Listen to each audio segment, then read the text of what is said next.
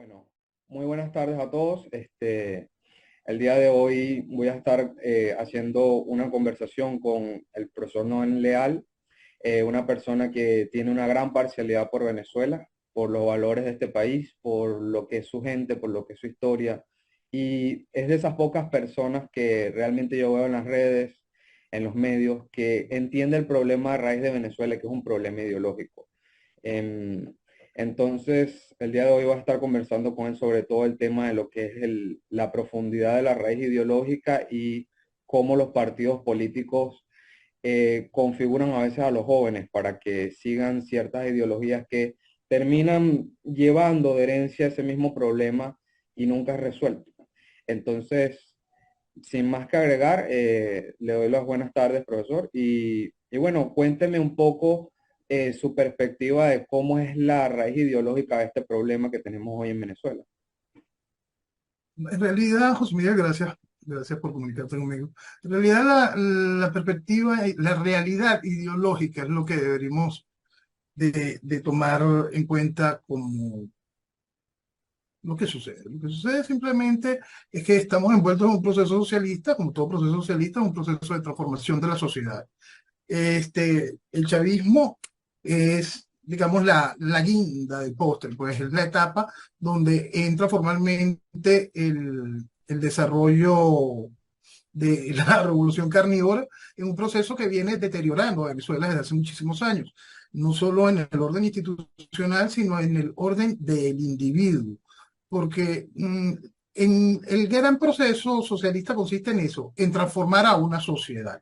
Entonces, esa sociedad que es el núcleo, que es la parte funcional de una nación, está absolutamente contaminada por un proceso socialista desde hace muchísimo, muchísimo tiempo y generó una sociedad débil, una sociedad eh, muy, la palabra más allá de débil, muy manipulable, extraordinariamente manipulable y no manipulable hacia lo correcto, sino manipulable hacia la irresponsabilidad.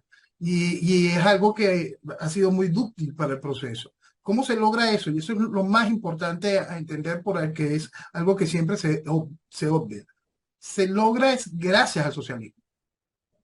Correcto. Eso es fundamental entenderlo. ¿Por qué funciona? Funciona porque es socialismo.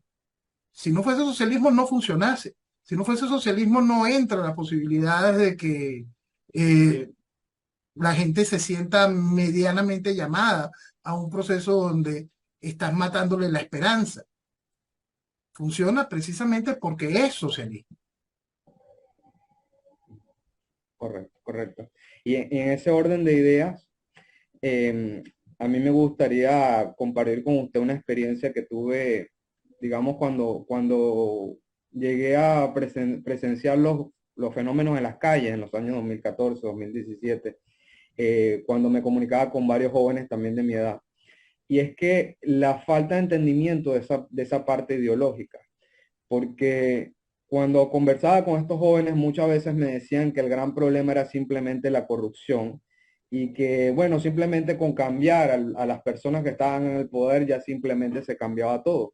Pero yo veía que muchos de los vicios que tenían los gobernantes chavistas también los veían los mismos gobernantes opositores, que era el poco entendimiento ideológico de las cosas, que querían un Estado que gobernara absolutamente todos los aspectos de la vida de la gente y la cereza sobre el pastel también, que algunos me decían que lo que sucedía en Venezuela no era un proceso socialista, que no era un verdadero socialismo.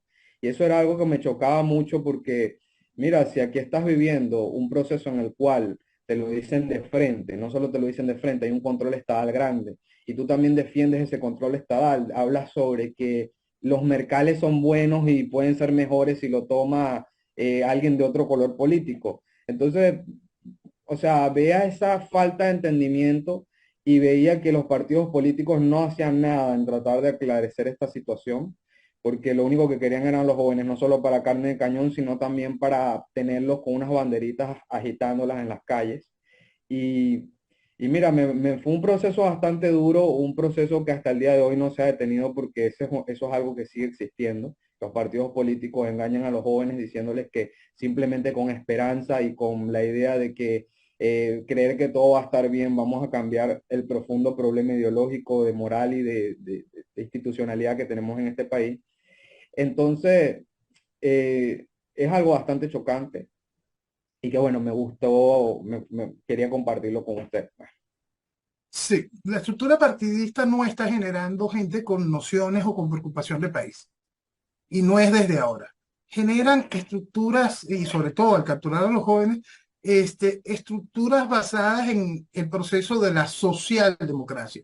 Lo primero que nosotros deberíamos de entender de esa realidad es que la socialdemocracia es algo positivo. No, es una gran mentira general porque es simplemente el lubricante para el proceso socialista formal para la destrucción de las naciones.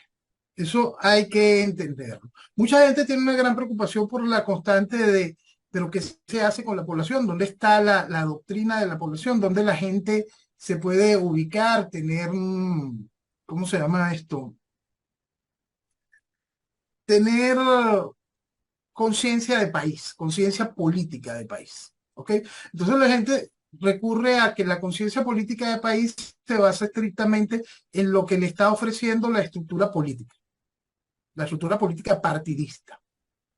Correcto. Entonces, una gente que tiene, que es algo que es muy, muy normal, que es una vocación social, creen que vocación social es socialismo. No, la Eso vocación es verdad. social bien Correcto. orientada, por supuesto, es fundamental para el desarrollo de la sociedad y de las naciones, para la generación de que esos individuos puedan encontrar un espacio para su desarrollo y camino. Pero eso está absolutamente lejos del socialismo, porque el socialismo al final lo que busca es la tabla rasa de la evolución del individuo, de ese crecimiento que puede dar una sociedad fuerte. Entonces, en las estructuras partidistas del país y más allá, las estructuras partidistas globales, vienen colocando una constante inyección de socialdemocracia, que no es otra cosa que socialismo vegetariano, que va haciendo esto, una sociedad simplemente perdida, una sociedad que no tiene capacidad de entendimiento y se queda en liderazgos absolutamente vacíos, liderazgos que lo que hacen es llevar, sobre todo en ese liderazgo medio, porque también tenemos que entender qué es lo que están haciendo los partidos políticos, sobre todo en Venezuela. Van generando un liderazgo medio, no van buscando generar liderazgos que eleven a la sociedad, sino simplemente liderazgos burocráticos, cargados de Sí. mediocridad en su pensamiento, sin visión de grandeza, sin visión de trascendencia, sin visión de futuro, solo con una visión individualista y más allá de el beneficio individualista, una visión siempre sesgada, lejos del potencial de lo que significan sus propias naciones. Por supuesto, lejos del increíble potencial de lo que significa Venezuela. Correcto. Estoy totalmente de acuerdo y yo le agregaría a eso la promoción de figuras mesiánicas también. Una Exactamente. promoción de figuras mesiánicas, también otra anécdota en orden, en ese orden, cuando llegué a conversar con jóvenes de un partido de color naranja, en el tiempo en que estábamos en las manifestaciones, recuerdo que yo les preguntaba a ellos, mira, pero cuéntame un poco de la ideología política y qué desean ustedes para Venezuela. Y entonces me decían, bueno, nosotros queremos fuerza y fe y queremos que Venezuela sea lo más bonito y que crezca y sea hermosa. Y, entonces, ajá, pero cuéntame hechos concretos, qué es lo que quieres para Venezuela. Y bueno, nosotros consideramos que Leopoldo López es el mejor hombre para Venezuela y es el que nos va a salvar. Y yo decía, pero mira, aquí me está sonando mucho a cierto señor que nació en Barinas. Entonces, eh, ¿cuál es ese mesianismo? No se va con el chavismo, seguirá con la oposición si no hacemos un cambio social estructural completo.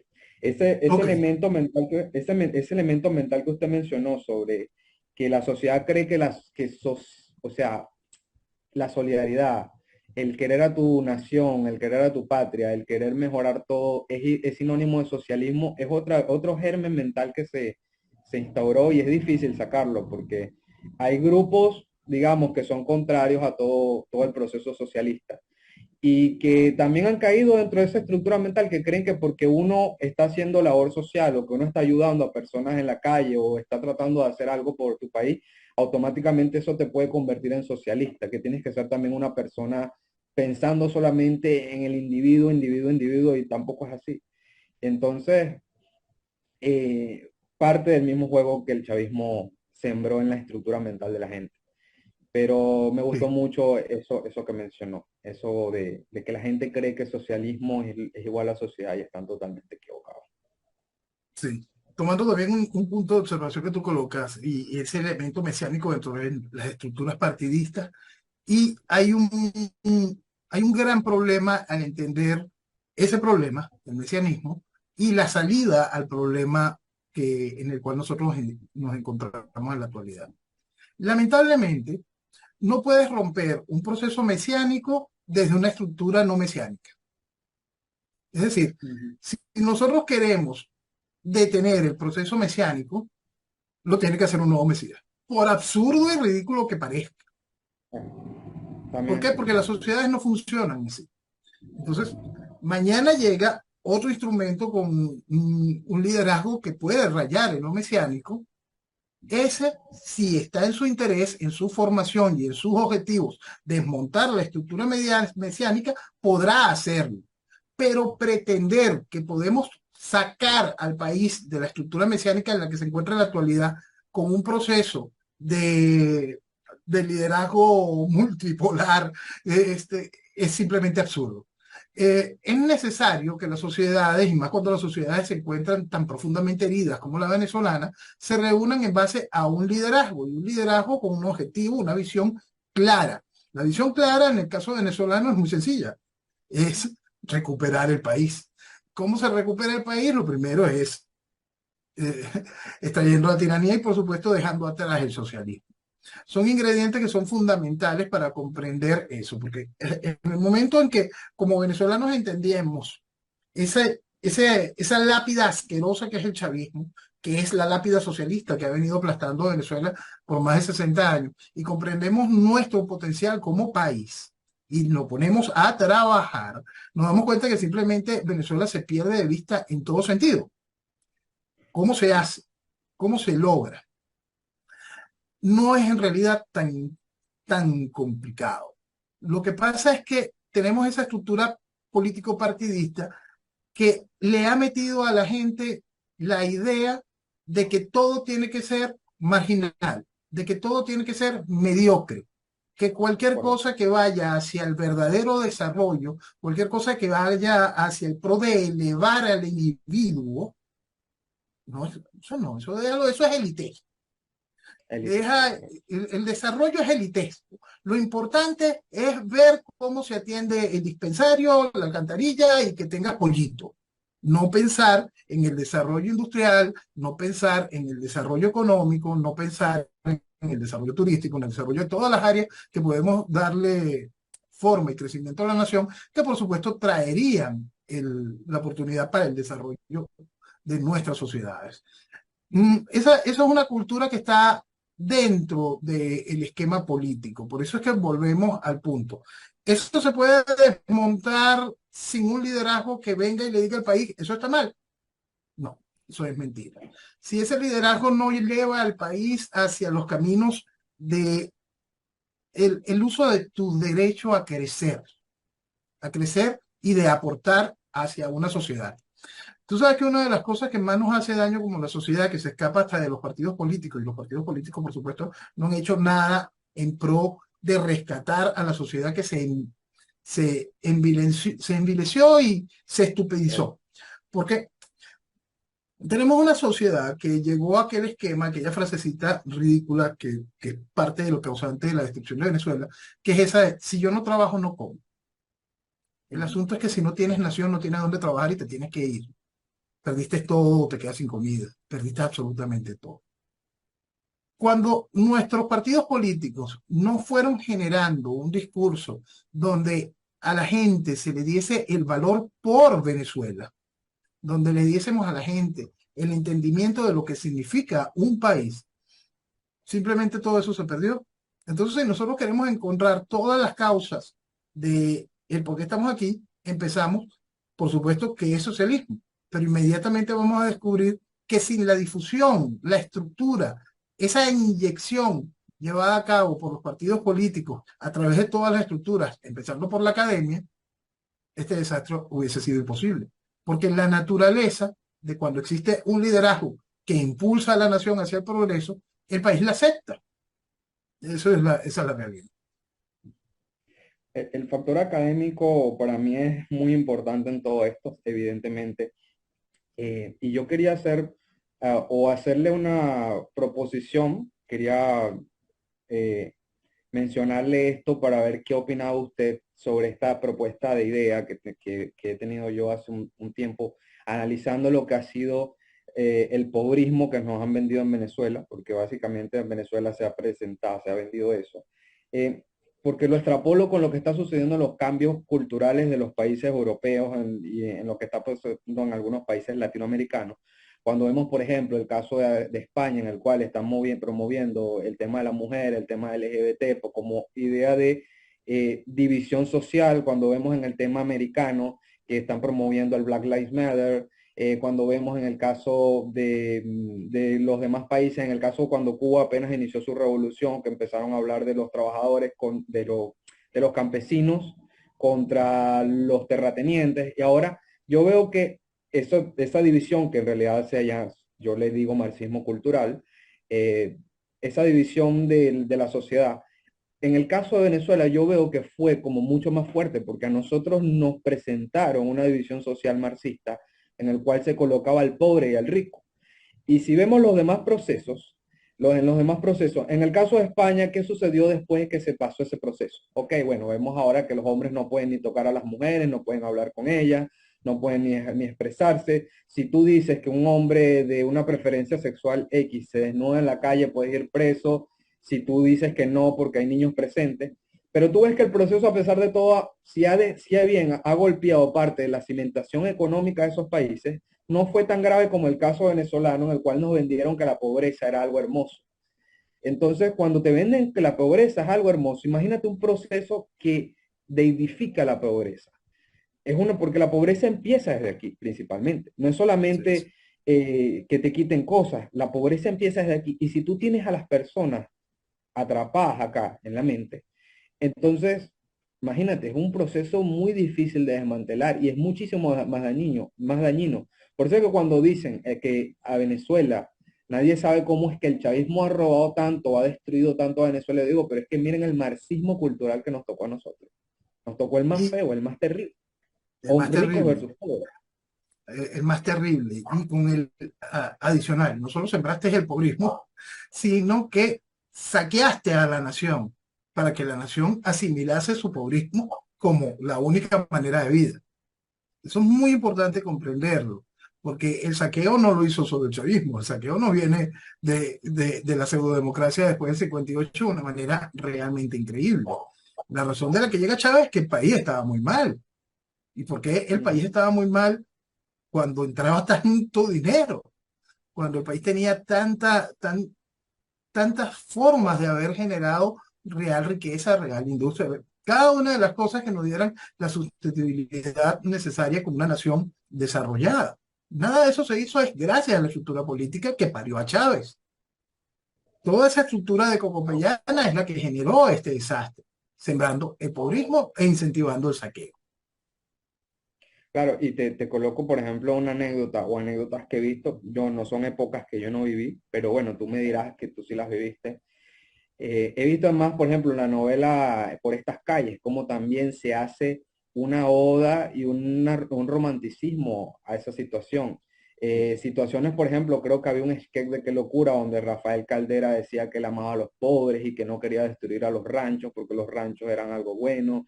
Eh, Veo el caso también de las novelas venezolanas, de cómo tanto en las del siglo pasado como las de este siglo, en la cual el rico siempre era alguien malvado, el rico era alguien malvado y el pobre, el que vivía en un lugar humilde, siempre era la persona que tenía los mejores valores, las mejores virtudes y también esa tontería de que se hacía rico de la nada, pero bueno, eso es otra cosa también de rancho cultural que se metieron en la cabeza.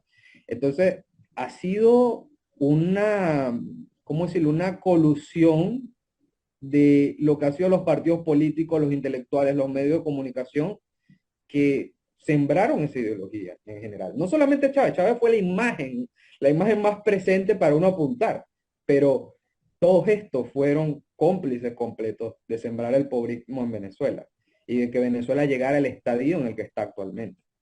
Sin duda, sin duda, y lo hicieron de una manera metodológica y abarcando todas las áreas. Por eso es importante despersonalizar para poder avanzar en la idea. Por eso es que siempre, si nosotros queremos ayudar a la población, tenemos que explicarle el problema del socialismo y todos estos son socialistas. El problema se llama socialismo y todos estos son socialistas. Y el socialismo no es el problema exclusivo de lo económico, es un proceso de transformación, por eso es que hay que entenderlo dentro de un marco ideológico completo en cada una de sus partes. Por eso tenemos que entender esa transformación en lo que se conoce hoy como el marxismo cultural, donde pasamos más allá de la lucha de clases a todo este complejo de militribus que se van alimentando constantemente con leyes totalmente absurdas con procesos que van destruyendo a la familia como objetivo principal. Entonces, por eso es que es vital sacar a la gente de la esfera de la personalización del problema y que pasen a entender que el problema es una idea que lleva años matando gente, destruyendo países y generando sociedades totalmente amorfas, sociedades que van a su vez, por más que vayan siendo durante mucho tiempo un espacio muy minoritario de la sociedad, van contaminando y van generando un gran problema. El problema va a existir siempre, porque esa mentalidad va a estar como constante. El asunto es qué pasa cuando el liderazgo de un país, el liderazgo serio de un país, le dice al país, aquello es malo, esto trae destrucción, esto trae hambre, esto trae... Ajá. El país tiene con qué tener esto, el país tiene con qué crecer, el país tiene una obligación con qué crecer. En el caso venezolano no solo somos eh, las personas que tienen el increíble beneficio de haber nacido en esta tierra llena de magia, sino que también somos responsables de sus riquezas. Entonces, todo eso tiene que ser parte de lo que se tiene que incentivar en el país. Tú sabes que entre el pobrismo y entre el saqueo, otra de las cosas que siempre le quieren sembrar al país es la maldición petrolera. Mire qué malo que nosotros tuvimos petróleo. O la otra gran estupidez. Venezuela no es un país rico. Venezuela es un país increíblemente rico, potencialmente extraordinario. Pero es el mismo ejemplo sencillo. Si tú compraste una tierra en la mesa de Guanipa, tú vas a tener una tierra increíble para lo que te dé la gana sembrar allí. Ah, compraste una tierra en el norte del estado Lara, compraste una tierra increíblemente árida, seca. Es decir, en un lado tienes una tierra increíblemente rica y en el otro tienes una tierra increíblemente árida. Pero ¿qué pasa si el de la tierra árida decide montar ahí una fábrica, de lo que sea, y en la tierra rica no necesitas nada? Simplemente dejaste que no pasara nada. Eso es lo que sucede con Venezuela. Cuando tenemos países que han hecho cosas realmente increíbles con la bendición de su maná petrolero, y países como Venezuela, que con esta tierra que es riqueza en todos los sentidos, muchísimo más allá del petróleo, no la pusimos a producir, entonces ahí está la gracia de entender. Nosotros tenemos un país increíblemente rico, potencialmente extraordinario, que cuenta con todas las herramientas de sobra para poder no solo no estar en esta crisis, sino poder de nuevo ser un faro de libertad, desarrollo y progreso. Estoy totalmente de acuerdo. Y en ese orden de ideas, Noel, voy a entrar en materia en otro tema que es un poco más espinoso, pero creo que vale la pena mencionarlo por el tema que estás hablando en la comparación de los países. Y es el tema del globalismo, es el tema de esta agenda que es supranacional, que es mucho más fuerte que cualquier gobierno del planeta, que hace que la unificación de las políticas públicas sea evidente, que en el caso del encierro fue muy claro. Entonces, en ese sentido, yo te diría, también el caso de Venezuela no puede atender a un movimiento de estas mismas fuerzas. Por ejemplo, se habla mucho del caso de que Hugo Chávez, antes de llegar al poder, eh, tenía cercanías con ciertos agregados de la Embajada Americana. Y todo esto que yo veo, esta destrucción que se ve en Venezuela, yo también digo, mira, ¿qué le sirve a grupos de poder que están pensando en la... ay, se me está acabando el tiempo. No sé si quieres lo hablamos en la siguiente y último segmento. Perfecto. Perfecto, ya te envío el link entonces. Para continuar la idea, bueno, básicamente te estaba mencionando de este tema del globalismo, de cómo son los intereses de estas fuerzas supranacionales. Y a mí poderosamente me llama la atención, a mí, Noel, puede ser que esté equivocado en este tema y abro la puerta porque yo puedo estar equivocado acá, pero yo siento que lo que ha sucedido en Venezuela tiene mucho que ver también con este proceso. Y lo digo porque no solo por estos hechos que sucedieron con Hugo Chávez anteriormente, cercanías con la embajada, el hecho de que nunca cerró el envío de petróleo a ciertos grupos de poder, em, analizando eso, y me pongo a pensar, si estas personas no desean, desean, ¿de qué les sirve a ellos el que un país como Venezuela, con más de 30 millones de personas, esté supra desarrollado? ¿De qué les sirve, digamos, vamos a dar nombres concretos, un Bill Gates, que Venezuela tenga gran desarrollo y capacidad tecnológica cuando es lo que le puede estar interesando a Venezuela es venirse para acá con su yate y tener todo el tema natural completo cuando tiene lo mismo en Alemania o en su chalet en España? Veo que todos esos grandes millonarios no les interesaría en lo más mínimo, además de una competencia que salga de acá. Entonces, creo que el tener a los países latinoamericanos, y principalmente a una joya de la corona como es Venezuela, completamente sumida en la más grande miseria y poder extraer sus recursos a precio de gallina flaca, creo que es algo muy conveniente para estos grupos de poder. Y no me sorprendería que tengan asociación con el chavismo desde sus inicios. Vamos a separar esto en dos partes. Hay una tesis que habla de manera clara de Hugo Chávez como un agente del globalismo para colocar cada uno de esos procesos, cuando tomamos también el hecho de cada una de las situaciones que ha vivido Venezuela en su proceso de sometimiento de la población, de cambio de pensamiento. Podemos colocar que Venezuela ha sido un tubo de ensayo impresionante para cada una de este tipo de cosas cuando lo vemos a nivel mundial. Hoy, cuando estamos próximos a que todo el dinero global sea digital, nosotros lo estamos viviendo por un hecho de fuerza técnicamente como una realidad desde hace mucho tiempo. Entonces, ¿es imposible pensar que esto forma parte? No, esto forma parte de eso. Y quedamos como un proceso donde somos el tubo de ensayo de los nuevos procesos. Tú sabes que hace mucho tiempo yo definí que nosotros, lamentablemente, en 1998, yo definí que nosotros lamentablemente entrábamos en un proceso revolucionario neocomunista fundamentalista. Ahora vamos a entender lo que es un proceso revolucionario. El proceso revolucionario es la etapa cumbre de esos esquemas de transformación social. Ya llegaste a la revolución. Neocomunismo. En el neocomunismo nos encontramos en una evolución del comunismo. Es decir, sabemos dónde están los errores. Vamos a aplicar este nuevo esquema con las nuevas herramientas que queremos para de poder someter a la sociedad y teniendo en cuenta la actualidad de la evolución de la sociedad. No puede ser exactamente lo mismo porque tenemos el capitalismo funcionó, no es la tesis de Marx que el capitalismo no iba a funcionar. Entonces no podemos quedarnos simplemente en la gracia de la lucha de clase y tenemos que meter todos los ingredientes adicionales que Gramsci lo planificó muy bien. Entonces estamos en ese proceso neocomunista. El proceso fundamentalista, en aquel momento yo lo ligué directamente al proceso del fundamentalismo islámico por un proceso que tenía que ver con el hecho de que Venezuela era el único país no islámico en los PEP, los viejos movimientos de una figura como Carlos el Chacal y las cercanías ideológicas al pensamiento de Cleber Ramírez que nutría el pensamiento de Chávez y de toda la estructura de lo que había sido el MBR. Y entonces una cantidad de esquemas fueron dándome el ingrediente para esa definición.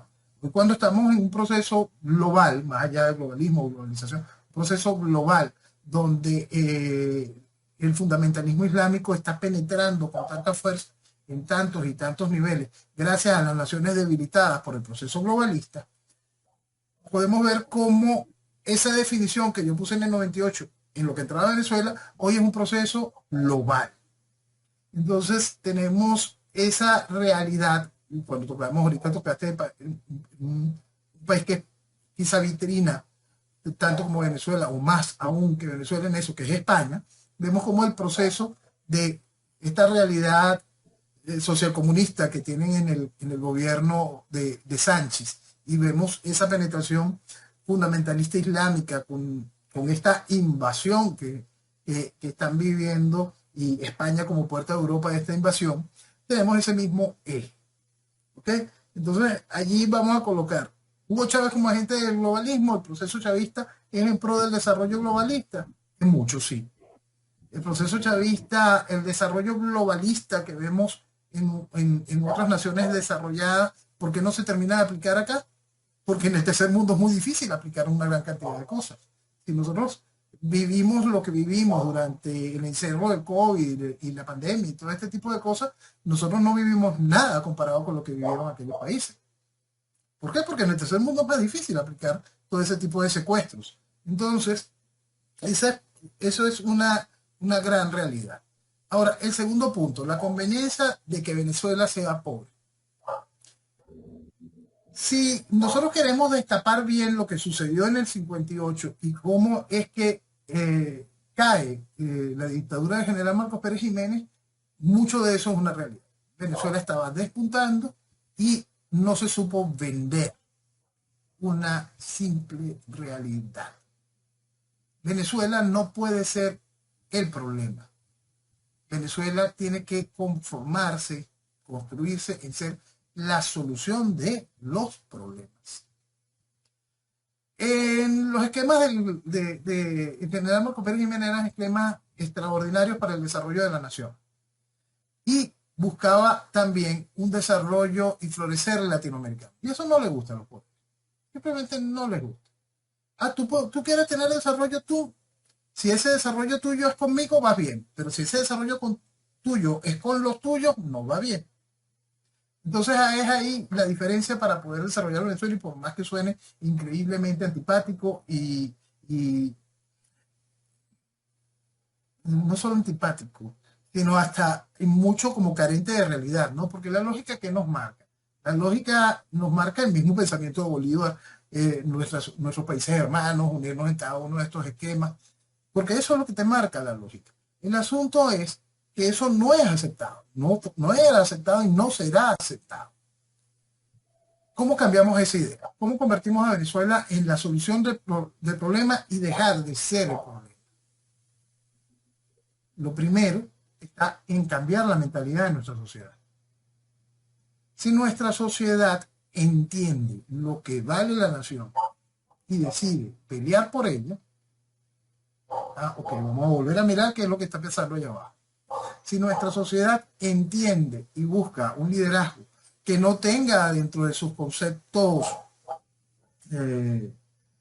megalomaníacos la construcción de una Latinoamérica poderosa, sino que tenga en sus conceptos de desarrollo de nación el crecimiento de su país para que sea herramienta, faro y reflejo de desarrollo, esas cosas cambian y hacen posible esa interconexión para que muchísimos capitales empiecen a ver a Venezuela no como un problema, sino como una solución de los problemas. No somos una solución de los problemas en tantos sentidos, pero nosotros no hacemos lo posible para que eso sea.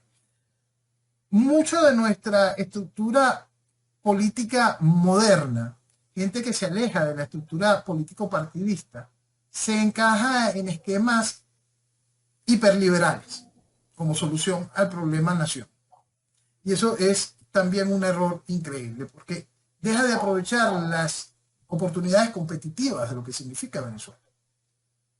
Y entonces te vienen con asuntos tan increíblemente ridículos como vamos a vender ahora el subsuelo. Ahora, cuando se sabe dónde está cada cosa, cuando vas a matar la cuenta de ahorros de un país que tiene una continuidad histórica de irresponsabilidad. Eso es absurdo. Lo que tienes que hacer es el marco jurídico correcto para que, como cualquier país del mundo, las concesiones funcionen. Por más absurdo, por más lejos, y por eso es una pelea constante con mis amigos liberales, es terminar de entender que si tú hubieses vendido el subsuelo cuando se vendía la propiedad, como en cualquier país, como en los Estados Unidos, frente a esa realidad, en aquellos tiempos, por supuesto, esa es tu realidad y con esa vives. Pero en la actualidad cometer eso es un error. Nosotros tenemos que entender que el Estado no es el administrador, pero el Estado seguirá siendo dueño del subsuelo. ¿Cómo aplica el Estado que ese beneficio, que significa ser dueño del subsuelo, no sea desperdiciado dentro de las arcas o las locuras de los gobiernos, sino que sea ejecutado para el desarrollo de la nación, con leyes y el acatar esas leyes, con instituciones fuertes que hagan viable que el sistema realmente funcione? ¿Eso se hace dentro del marco de la comunión partidista? No. Entonces, esas son cosas muy difíciles de manejar que tenemos que asumir como sociedad, que nos alejan de las posturas democráticas, que nos alejan de una gran cantidad de cosas que queremos aceptar como correctas. Nosotros estamos en un marco donde creemos y estamos convencidos que como sociedad tenemos que guiarnos dentro de un parlamento, que tiene que tener las múltiples posiciones de la nación. Lo que pasa es que estamos desde hace muchos años en que las múltiples posiciones de la nación están guiadas por pobrismo, por vamos a saquear, por déjame ver qué hago aquí, qué figura, qué cuento monto, pero ninguna de esas figuras está pensando en país. Entonces, históricamente nosotros tenemos dos reflejos de cuando eso se quiebra. Tenemos un Juan Vicente Gómez y tenemos un Marcos Pérez Jiménez, que hicieron exactamente eso. En ese momento en que, epa, ustedes no están pensando país, entonces yo hago lo que me da la gana. Y pienso en país, y construyo país. Una visión que puede ser anacrónica, es una visión que puede ser chocante, pero es la visión que genera un cambio en la sociedad. Ahora cuando vemos eso en las sociedades modernas, es un punto bien interesante para poder enfocar todo este cuento en lo que es la reconstrucción eventual de Venezuela y poderlo comprender. Aquí estamos hablando de lo que yo considero dos prohombres de nuestra historia, tanto Gómez como Pérez Jiménez. Ahora, imagínese a alguien, la Rusia de hoy, después de la caída de la Unión Soviética, estos 24 años, este cuarto del siglo que llevamos, sin Putin, sin el ejercicio de un liderazgo que tenga su visión, su concepto, que haya logrado aplastar a la Duma, que con todo lo negativo que tiene Putin, yo soy lo más anti-Putin que hay, en mil y un sentidos. Entonces, cuando pasamos también a ese liderazgo que ejerce Xi Jinping, que llevado por el Partido Comunista, logró desmontar cada una de las cosas que lo frenaban y ahora es presidente eterno y hasta cuando le dé la gana. Y tiene a China corriendo en unos niveles tan impresionantes y China destinada a ser la primera potencia económica del planeta. Eso no es algo bueno para nosotros, pero esa es una realidad que entender. Pero ¿qué pasa cuando seguimos encontrándonos, ya nos venimos un poquito más hacia Occidente y nos encontramos con un liderazgo tan serio de transformación de su sociedad? Mentira, de transformación de su sociedad no, sino de eco real de lo que sucede en la sociedad, como es Orbán en Hungría. Entonces, vemos que toda la sociedad húngara está pendiente de lo que está diciendo su líder. Cada vez que hay un proceso electoral, para la presidencia, para parlamento, para cualquier cosa de esta, los que ganan son los que Orbán impulsa. Ahí no existe un estado dictatorial, no hay un hecho totalitario, simplemente ahí se entendió la importancia de un líder que viene y entiende las razones de su nación y las impulsa, y la sociedad comulgó con esa estructura y avanza. Y si nos venimos más a Occidente y nos encontramos hoy con el caso de los Estados Unidos. Estados Unidos hoy bajo la administración Biden está perdido. ¿Sí? ¿Quién lo puede negar? Es el Estados Unidos del mañana sin una figura como Trump, con la visión de Trump. ¿Podrá aguantar frente a ese avanzar de China y de Rusia? Frente al proceso propio de la debilitación de la sociedad, en ese cambio. No. Y esas son cosas terribles de entender, porque nos desmarca de lo que debía haber sido la evolución de la sociedad. Más bien nos acerca a ese proceso que identificaba hace rato del líder mesiánico para la construcción de la sociedad, no para el sometimiento de la sociedad. No el líder mesiánico porque es el líder, sino el líder que representa una idea, un esquema de nación. Y un esquema de nación que está más cercana a lo correcto, hacia el desarrollo, hacia el orden, que todo lo demás que se está representando. Y eso es muy importante terminarlo de comprender para podernos acercar a las realidades de las necesidades del mañana de Venezuela. Mucho lejos del marco de la democracia.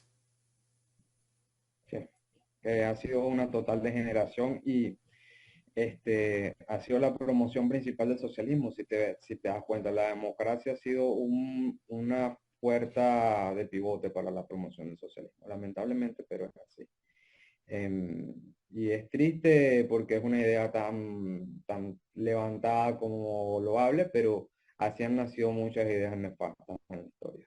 Y, y, y Y hoy lo, en día, Y lo de ella es importante entenderlo y es importante entenderla en base hasta en el pensamiento de Churchill, cuando Churchill te decía, la democracia es el peor de los sistemas, y al mismo tiempo te decía, la democracia es el mejor sistema, y al mismo tiempo te decía, la democracia es el mejor sistema porque es perfeccionable, y al rato te volvía a decir, la democracia es el peor de los sistemas, porque esa es la realidad. Nosotros queremos un proceso que haga una evolución de la sociedad, que mantenga el orden, que respete las libertades. Lo primero es entender eso. Son libertades. Las libertades se conquistan con responsabilidad. El mantenimiento de las libertades proviene de que exista un orden donde las libertades sean respetadas. ¿Qué es lo que pasa con nuestras sociedades modernas? Quieren libertinaje, quieren desorden, quieren irresponsabilidad. Entonces, por supuesto, no vas a poder tener desarrollo, progreso y oportunidad para el crecimiento de una nación. Eso es terrible. Y esos cambios, lamentablemente, en el caso particular de Venezuela, en el desastre, en esto que estamos viviendo, de lo que va a quedar de nuestra sociedad, si pudiésemos extraer la tiranía, en ningún momento se puede manejar dentro del marco de la democracia. Es espantoso tener que decirlo, tenemos que admitirlo. Para eso viene el proceso de entender que nos encontramos en tiranía y no en dictadura. Y eso es fundamental explicarlo de manera constante. ¿Por qué? Porque mientras se crea en la fantasía de la democracia la extracción de la tiranía, lo que nosotros podemos tener es la desaparición de nuestra entidad territorial, la disolución de Venezuela como Estado. claro, no es así, contables veces se dice que una tiranía no sale con democracia. Y Es tienes imposible. total razón. Tú puedes llegar a tener, Panza primero. tú puedes llegar a sacar una dictadura con votos. Esto es importantísimo. Tú puedes llegar a sacar una dictadura con votos. La dictadura de Claro, General Pinochet es uno de los sí. más grandes ejemplos en ese sentido. ¿Por qué? Porque una Porque dictadura, las dictaduras son el imperio de la ley. ahí Buscan está el el imperio. detalle. Ahí está el detalle. Ah, un dictador puede buscar generar un fraude electoral porque está viendo que lo que le están haciendo está mal, lo que va a traer ese proceso de destrucción. Sí, lo va a hacer, tengan la absoluta seguridad.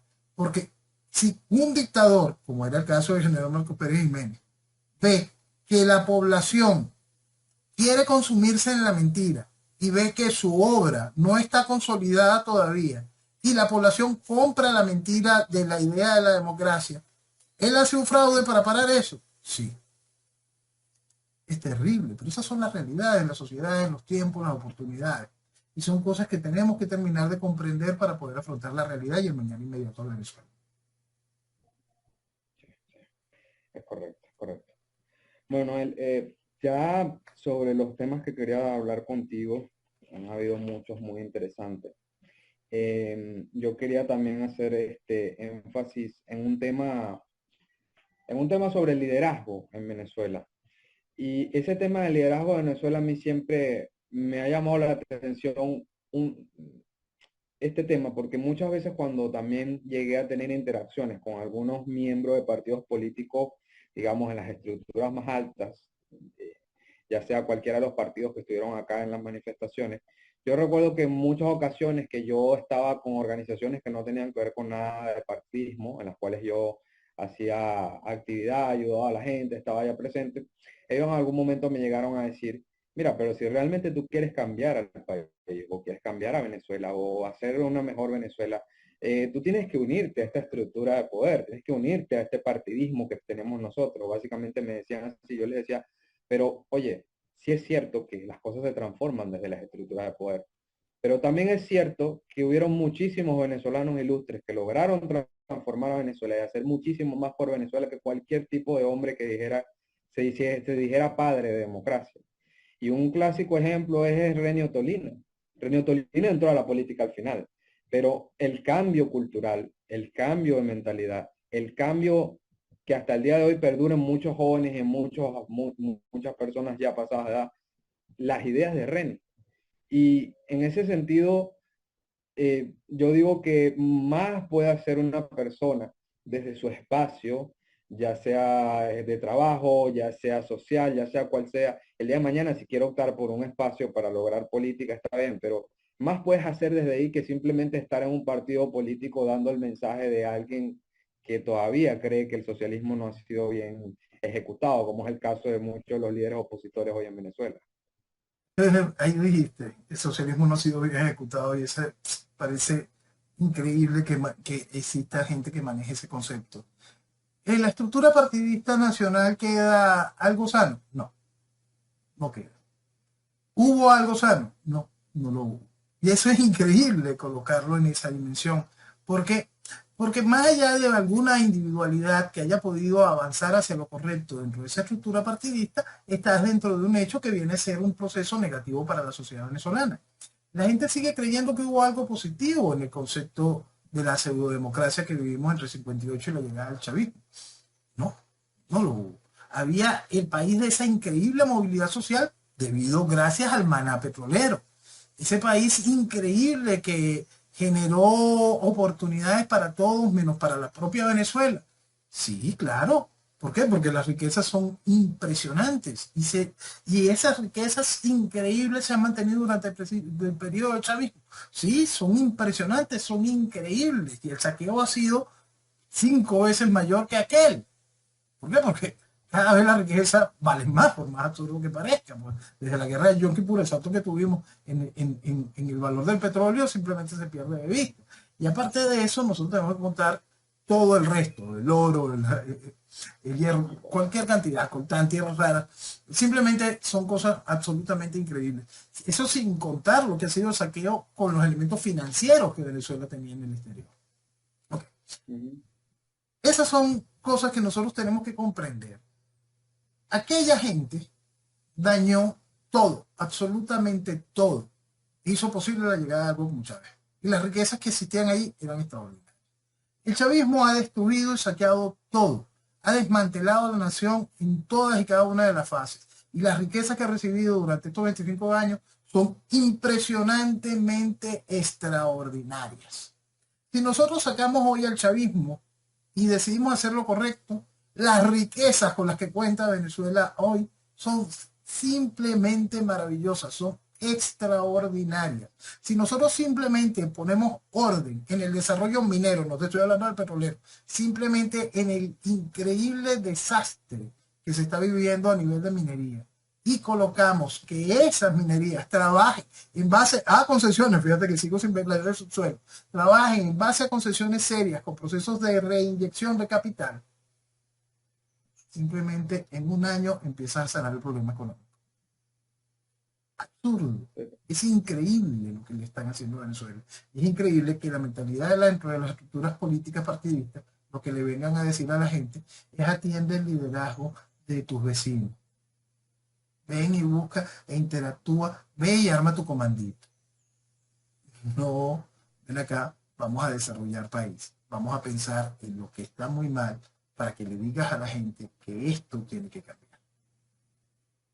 Sí, sí. Entonces yo veo que la idea de movilizar a las masas siempre es en base a pensar en esa necesidad básica instantánea. Bueno, está bien, luz, agua, gas, está bien, es que se necesita, pero ¿por qué no movilizas a las masas para que piensen en el tema de la libertad, para que piensen en el tema de cómo llegaron a la situación en la que estás? ¿Por qué no haces conversatorios reales en esos barrios en los cuales tú nada más te atreves a entrar cuando nada más tienes que hacer política partidista?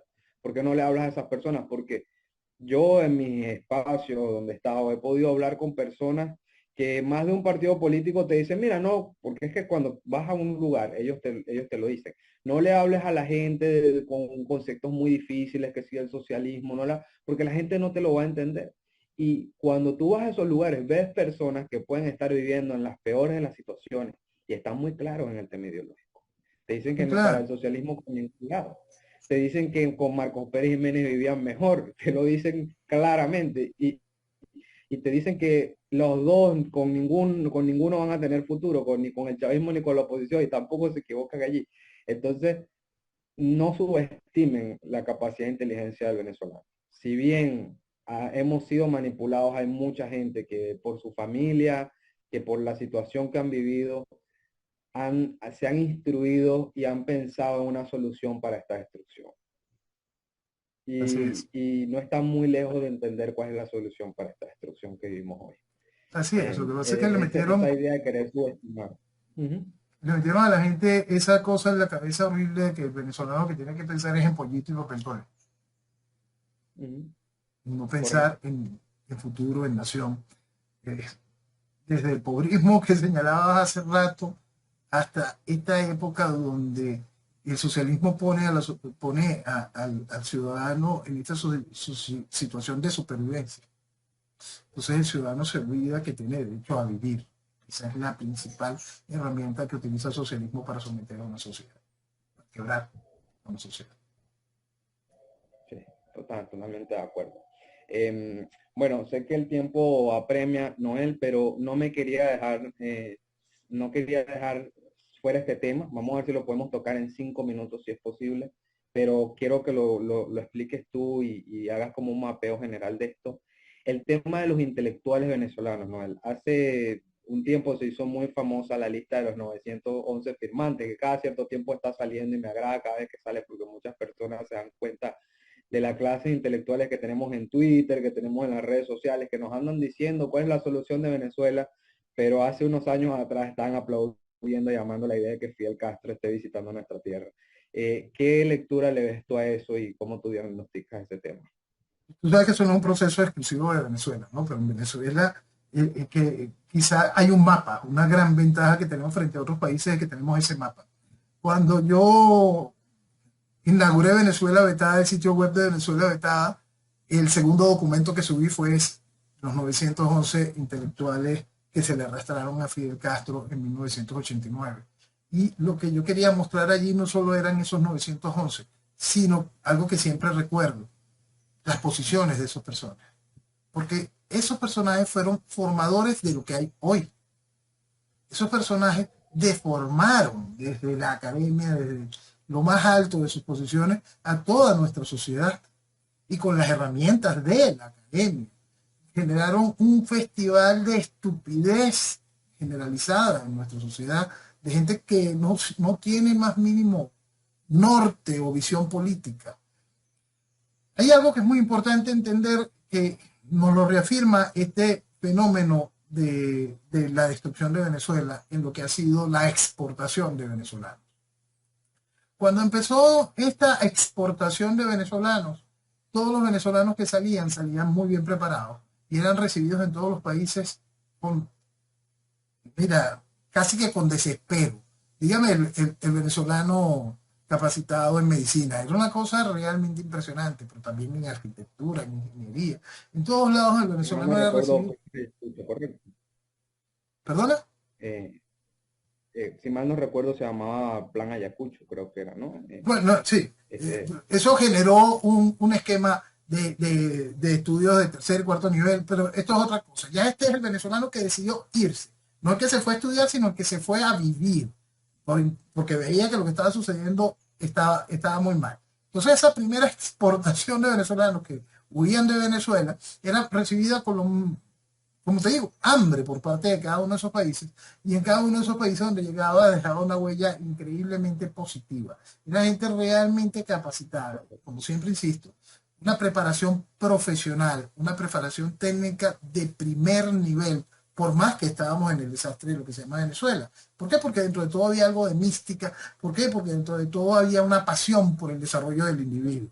Entonces, eso trajo una casta profesional técnica increíblemente capacitada en sus áreas, con un cero gigantesco en universalidad y con un menos cero en pensamiento político, con un proceso de deformación ideológica, con un proceso de negación de la realidad, con una pasión por la estupidez en lo que tiene que ser las formas para el desarrollo de una nación. Es increíble. Y te los encuentras. Te encuentras a profesionales de la más alta calidad, con los mejores niveles académicos, pero aquí de pensamiento político, cero. Cero. Y eso nos ha llevado al país a esta situación. Porque también, más allá de ese mapa, de esos 911 intelectuales, nosotros seguimos validando las credenciales vacías y no validando el pensamiento que busca elevar. Entonces, como sociedad, nosotros tenemos que empezar a examinarnos sobre qué es lo que validamos como positivo y terminar de entender que no es que solo es la validación de las credenciales positivas, de las credenciales vacías lo que nos ha venido minando, sino también es la validación de lo vacío, porque ahora hay un culto a la estupidez que ha prendado toda la sociedad. Es una pasión por la idea del pensamiento de la novela. Entonces encontramos de aquellos intelectuales que no están en la lista, la gente siguiendo el pensamiento de un Leonardo Padrón o un Héctor Manrique, o gente que simplemente lo único que ha hecho es vestir de democracia esta desgracia porque lo único que ellos quieren en su interior es más socialismo. Lo que pasa es que juran que esto no es socialismo porque no lo hicieron ellos. Y esa desgracia va a seguir continuando hasta que la sociedad decida entender que las credenciales vacías no son garantía de futuro y que la estupidez solo es garantía de fracaso. Magnífico, Noel. Bueno, muchas gracias por este tiempo, por esos análisis tan precisos que has presentado. La verdad valoro mucho esta conversación, la cual, bueno, tengo bastantes anotaciones para la cual también estudiar, sacar algunos análisis. Y bueno, de verdad te agradezco mucho el disponer de tu tiempo para hablar sobre estos temas tan importantes que nos atañen porque amamos a este país y lo queremos ver mejor. Gracias, José Miguel. Estoy a tu disposición. Señores, que tengan buen día y que viva Venezuela. Que viva Venezuela.